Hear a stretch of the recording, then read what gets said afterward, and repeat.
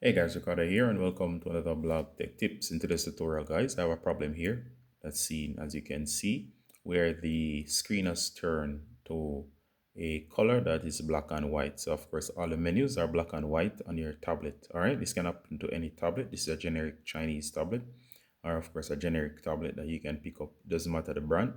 Alright, so of course as long as it's running Android, this is how you fix the problem. Alright, the first thing you want to do guys is go to settings. All right, so once you're in settings, so when you go to the settings, click the gear icon, and from here you're going to search for accessibility. So accessibility is right there, top. Once you're in accessibility as seen here, what you're going to do next is go to color and motion. It might be called something else, anything with color. So you're going to tap. All right, so once you're here, next thing you're going to do, guys, is you're going to look at the options right here. So the options, you're going to see which one is on. Notice color correction is on. So you're going to correct that. So you're going to turn off color correction.